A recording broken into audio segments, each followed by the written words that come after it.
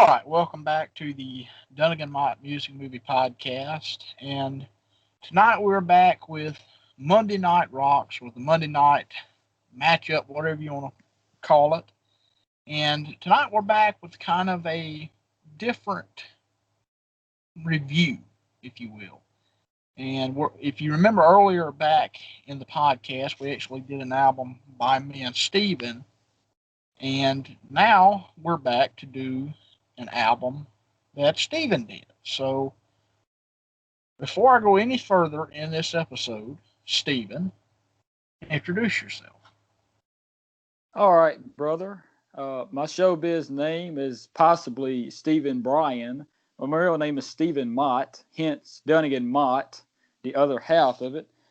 And I did this album, Jason Plays the Blues, and it was produced by Mr. Devin Dunnigan the Great, the greatest producer of all time. And I had Devin on a couple of these songs, I think. Yeah, he's singing on one of them and on a couple of different ones. We'll get to it later, and playing drums on another. And the rest are pretty much just me and me, Jason Voorhees, you know. And the title I've got on YouTube here, Jason Plays the Blues. And also the description, Jason is turning his life around and wants everyone to know he can play the blues. So I bet you didn't know Jason could play the blues, did you? He thought he could just kill people. But, oh no, he has multiple attributes. And anyway, I think this is going to be a fun one. And we can go ahead and get into the track list. Or you got anything else to say, brother? No, let's go. All right, Z. I went on longer than usual with the intro, but anyway, track number 1-ish. Jason Has a Tantrum. And I'll just go ahead and talk about, as Devin did earlier, but we're doing it again. Anyway, you don't need to worry about that as the audience. Anyway, this it's kind of Jason oriented, as you can tell if you go and look at the album cover. Jason plays the blues in blue, writing and letters over Jason and his mask, zoomed in on his face. So that's pretty much, you can tell by looking at it. It's probably Jason oriented, and you can tell also when we're going to get into some of the names of the songs. Jason Has a Tantrum, number 1, and some emojis, but I'm not going to say those because it's kind of stupid. Anyway, this is actually Blues Before Sunrise, and it's a great opener, and I think it was a great choice. And I think also that Devin Dunnigan, furthermore, the great, did a good job with the track listing order. So, then with the producer, and we're going to get into some of that later. But what do you think, brother? Well, I like it. I think it's a good cover. And just like you said earlier, or just a few minutes or a few seconds ago, really, this is take 2. So we've already done a little bit of this episode prior, but we're going to be doing take 2 now. But yeah, I like it. I think it's good, and I'd basically kind of turn this album somewhat into a concept type album as far as the track listing names went. So that was one of my bigger contributions to the whole thing. So that's all I got. Back to you, Steve. Well, the next track number 2, not to move on too quick, but it just leads to the point to where Devin's one of Devin's big contributions to produce this song here and add some effects on it, called Magically Teleporting. And I'll go ahead and let Devin Dunnigan here tell you how that relates to Jason Voorhees, magically teleporting. Well, see, if you watch Part 8 in particular, you will see that Jason will magically teleport throughout the Lazarus cruise ship. So that's where that name comes from. But I also, like Steven said, I did add some effects. I compressed it and added some phaser, I believe. I can't remember now, but I believe it was that. And then that kind of became the final version of the song. So that's all I really have. Really enjoy it. Great instrumental, and it seems kind of in a way, kind of like kind of a mellow Eddie Van Halen type instrumental. So I like it. So back to you, Steve. Yeah, it seems like a pretty simple little thing. I was just playing around with a different tuning, open A tuning, and just kind of came up with that little chord progression or whatever. And it's pretty simple, but I guess it goes over pretty well mainly because of those effects. But anyway, that was kind of a spur of the moment thing, which most of these songs are kind of in that same light of I just sort of came up with an idea to do something and I just did it and it was that quick. you know, there wasn't much preparation, for each song. It was a long time in the making for sure, and I didn't really have a plan. At first, I was going to do like all of songs that I wrote, but that didn't really work out at all or pan out. So this is pretty much. I've been a long time wanting to make this album, but it didn't come together till now. So anyway, track number 3 is Jason Wipes Out the Population, which is following once again the Jason Voorhees mantra. And I think this track listing actually worked out pretty well, even if you just looked at it or whatever and you know looked at the concept. I think it actually worked really good. The actual songs in that order, in my opinion. And this one is Scuttle Button by Stevie Ray Vaughan cover. And I did it a little different. I basically just played the riff or my own version of the riff because that other one's too hard to play and I suck. But anyway, I just played the main riff a couple times through and then just kind of just soloed for the rest of the time. And it probably sounds like noodling. But anyway, that's about it for this one. And what about you, Devin? I like it. I think it's a good cover, and you sent me a message saying you was going to do it because you'd gotten real big into Stevie Ray Vaughan, which eventually led to us doing that album. And I mean, I like it. I see the whole entire basis of the song. I always want to say bassist, but the basis of the song is I can totally tell it's Scuttlebutt. So yeah, I like it. I think it's a cool cover. So back to you, Steve. I thought you was gonna say the basis for the album, and that would be me, the bassist. But anyway, along with a lot of other things. But that's just because I'm kind of one man band because of Garage Band. So shout out to Garage Band. Anyway, track number 4, I believe, not mistaken. 4 of 10. Jason goes to the White Room. This is kind of an immature title. It's just a spin off of The White Room or White Room by Cream. And, whoever did it after that, I don't really know. Devin could probably tell you. But anyway, I've been wanting to do this one. We did it a long time ago, and I've been wanting to put it on something because I thought it turned out real well. Devin Dunnigan on drums, and he did a great job. And originally, there was a solo at the end, but I decided it was just too long and it just didn't fit with the album itself. So I just kind of faded it out after the main song ended. And but anyway, there was a drum solo there that was done on GarageBand. It was kind of lengthy, so I cut that out. It was a great drum solo though. And but anyway, Devin did a great job on the drums here, and pretty straightforward, just like the original White Room, I guess, but just our own instrumentations. So, what about you, Devin? What do you think?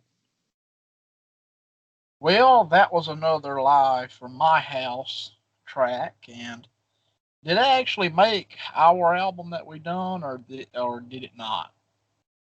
No, this one, I guess it was an outtake. Yeah. Okay, so yeah, I enjoyed playing on it. I mean, it's a pretty heavy song for what it is, and I was playing actually kind of with a condensed setup at that time. Of course, now I'm not. I play with a pretty full setup at this point. But yeah, I like it. I think we did a pretty good job on it. So that's all I really have to say. I like it. So back to you, Steve. All right, brother. Now we're gonna get into the two crossroads back to back. So, but actually, I think it does actually work out pretty well. This track listing, and normally you would never do this or see this on an album, or even the same song being on the same album twice. But it's just different because the material was kind of limited. So anyway, this one was recorded at Devin Dunnigan's house. This particular version of Crossroads. This one didn't have an alternate, title because it was a late edition, and really we'll get it. You'll see what the title is on the next one, and it'll fit in. But just to distinguish the two, this one I'll just say Crossroads on, and this is the version from Devin's house, like I said, and it's pretty straightforward. It doesn't even have any soloing in it as far as guitar, which I was going to add it in later. I just never could get it to mix right and all that, so I just left it the way it was, and just a straightforward track. And it kind of has, this particular recording has kind of a heavy metal type tinge to it. I mean, you wouldn't think Crossroads would, but just the setting I had on my guitar, I didn't even realize it. But now listening back, it almost sounds like a heavy metal type thing. But I don't know. I don't know if that's what you heard in it too, but that's just what it sounds like to me. But to you, brother. Okay.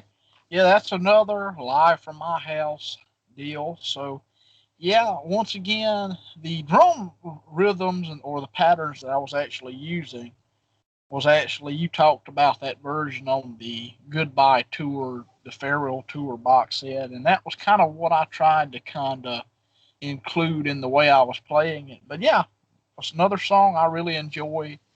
I really enjoyed playing, and kind of a heavier arrangement of it. So not a whole lot to say about it. I think it's a cool cover that we did, and really, I'm ready to do it again at some point. So yeah, back to you, Steve. Oh yeah, I mean it's been done so many times. I mean, but you can put little different tinges on it and stuff, and the base of the song is not gonna change. And even with this up and coming track number 1, 2, 3, 4, 5, 6, I believe. I thought that's what it was. I wanted to make sure. I'm on the YouTube playlist now. I don't have the numbers. And anyway, with my stupid rambling talk over, Jason takes a ride with the emojis, axe or whatever that is, blood emoji, and coffin emoji. But that's just my antics and my stupid texting type lingo. And only Devin knows exactly what I'm talking about. And I think this is I'm not going to say I think this is a much slower version, and it's the version off of the one. I don't know if it was on that documentary, but me and Devin just discovered this thing called Nothing But the Blues, and it was like supposed to be a documentary, and it was from that set list. I didn't watch the whole thing. I don't know if it was on the actual thing, the movie, but it was off of the rehearsals. I know from that era for sure, and it's just a slow version. I did it just like that. The only difference is just different soloing, obviously, and different feels and stuff all the way through. And there's not much to say about it. It's just I did it just like that, and added all the other stuff in too. So what do you think, brother Z? Once again, a cool cover, and yeah, it's a takeoff of the version from, I call it the From the Cradle, Nothing But the Blues version. And I think it's pretty cool. I think that you did a good job kind of taking that style and running with it, that he, or how he changed it up with that tour and everything. And I kind of pictured this one as like kind of a transition point in the album when I was designing the track listing. So yeah, I think it's pretty cool, and I want to talk a little bit more about that documentary at the end. So we're going to save that for right now. So back to you, Steve. All right, brother. We are to track number 7, if I'm not terribly wrong, and we are to Jason Eats a Toad with the background of a toad. How original! And 3 blood emojis at the end. Um, again, my texting antics, and only certain people, probably only Devin, would understand.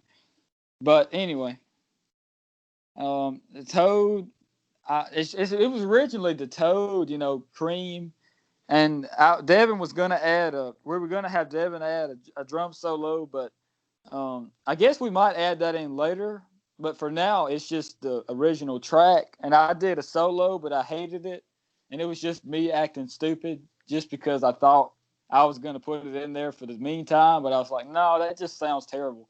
It's just random crap when I do it. So I just left it at that, and I think it went over decently well, and it sort of reminds me of something like how SRV might do it. Like with the rhythm part, it seems like I have a tendency to do that, to go straight for that standard type rhythm whenever I'm not sure what I'm going to do next. After that main riff part, there was a part, another thing where you had to do something. So I didn't even have it planned. I just went to the straight rhythm part, and it actually turned out a whole lot better than I thought it was going to originally, along with a lot of these tracks. When I first recorded them, I was thinking in my head the whole time, this is going to be throwaway, and this is trash.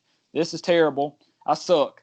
But then when I listened back to it, it turned out, and added the stuff to it, it kind of turned out better once I evened it out. So after my long-winded antics, to you, Devin. All right. Well, you sent me that title through text, so I thought it was funny. And then you done it. And yeah, the Toad, we were supposed to do a version with me playing a drum solo. Still intend to do that, by the way. And I like it. I think you did a good job on it. Toad's it's kind of an interesting song. I mean, of course, it's known for Ginger Baker's drum solo during the live shows.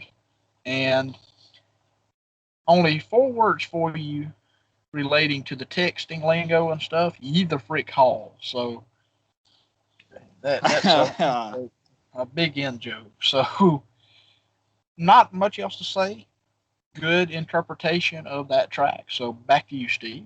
Yeah, I think I'm starting to rub off on you. Anyway, the next track, number 8, I think, hopefully. Jason Plays the Blues, the title track. And this one is actually not a spin-off of anything. This is a spin-off, or a spin of my own masterpiece of stupidity. And I think originally this was going to be called that, or something along the lines of Masterpiece of Stupidity or something. But I decided on, I had to have some reason or some title thing. So I just put it as Jason Plays the Blues. And it's pretty much random crap, and it's probably not that good. But what do you think, brother? I like it. I think it's cool. And don't have a whole lot else to say about it other than that. I think it's a cool track. So just kind of a short to the point answer. But there you go. So Steve, back to you. All right, brother. That one pretty much, I'll just say a little bit more about that one. It was just an instrumental, like it wound up being pretty long, but I was thinking about cutting it off, but then I kind of liked some of the stuff that happened later on, so I just let it play on, and it wound up being. I originally cut it off to like 2 something. Then I decided it was too short because I had a lot of these ones I cut short, like Toad. I cut short to 124. The next one after this one, which is a very interesting one, um, I can't hardly even look at that title without laughing. But anyway, that one's 1:01. So I cut off so many of them. I figured, I had to let something go on pretty long. I didn't ever add up how long the album was actually, but I bet it's probably nothing but 20 or 25 minutes. It's a pretty quick listen. And this is probably the other album we did. I could listen to it all the way through, but this one is a lot easier of a listen, in my opinion, to listen to all the way through. Not saying the quality of the album, but just a little side note.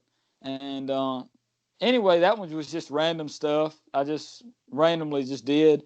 And the next track, number 9,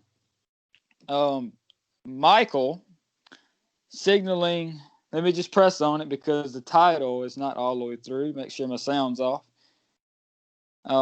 Michael signaling a new.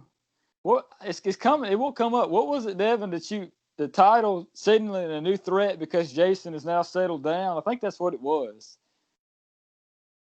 Anyway, in parentheses, and this one was just dumb and something I just came up with, and it's a random like just guitar riff and soloage over it and growling. So, what do you think about this masterpiece of stupidity, Devin? Well, of course, I mean, you got influence from Stevie T, you said, so. Yes. And the title you said was right. I said that it was, but I had my mic off, so it didn't come through. But yeah, I think it's for what it is. I made like a backwards masking version that was kind of interesting, and I said that was the remix version, but whatever. So yeah, not a whole lot to add. It's signaling the new thread. It's the end of the album, or so we thought. So that's all I have to say. Back to you, Steve. Well, the actual end of the album is featuring Devin Dunnigan, the Great, in quotation marks, on vocals for this one. We get a real treat. Mr. Devin Dunnigan can sing, people. This one pretty much proves it. And this one, and also go check out Presence of the Lord that we did. He sung the heck out of that one too, people. So, and really, I don't need to be the singer at all. I think he needs to completely take over on all of it. But anyway, this one, that's all I have to say pretty much. Devin killed the vocals on this one. So, and it's a great closer. So, to you, Devin. Okay, well, my thoughts with this is this is the ending credits of the album. This is the finale. And so everything that we've been through so far, this kind of wraps everything up. And of course, the Clapton version closed Journeyman. So that was another kind of homage to that, to kind of that cover or whatever. So Oh, yeah, Journeyman, huh? yep. And so Sing It, I mean, me and you, that was kind of the first one we kind of really learned. I actually remember most of the lyrics, really, and probably the only song I know by heart. I can actually just sing if somebody played it. So that's pretty much all I got. I like it. A lot of screaming from me during a lot of it, so that's pretty interesting too. So not a whole lot else to say, and that brings a closing to the record. So Stephen, I'll let you kind of take things and kind of wrap it up with the album review, and then we'll kind of start wrapping things up as a whole. So back to you, Steve. All right, brother. I think it would be interesting to do our ratings on it, and this one I'm going to rate a 0 out of 10. It sucked. What's your rating? A -1 out of 10. Oh yeah, completely sucked. It's a complete crapster piece, is what it is. Yeah, crapster piece of stupidity. No, I like it. I think you did a good job on it, and I'm looking forward to the next one you decide to do. So, well, I'm going to give you a 10 out of 10 on this. I like it. That's interesting. Especially for the concept of it. I think you gave the 10 out of 10 just because it was because of the Jason part of it, ain't it? Yeah. Just because it was Jason flavored, But anyway, yes, that's Jason plays the blues, and I hope you don't hear that racket in the background. You probably do, but whatever. It don't matter. And this one was a long time in the making. And I hope you like the review. And we, like Devin said earlier, we did it with the other album, the Swinging Doors album. This is actually I guess you could call it solo album, guesting with Mr. Devin Dunnigan the Great on drums and on one song, the other song vocals, and the rest of it was me on all the instruments. And really, I kind of found that pretty hard to do. mix stuff, add drums, bass, guitar, vocals, and all that mess into it, and have the timing right.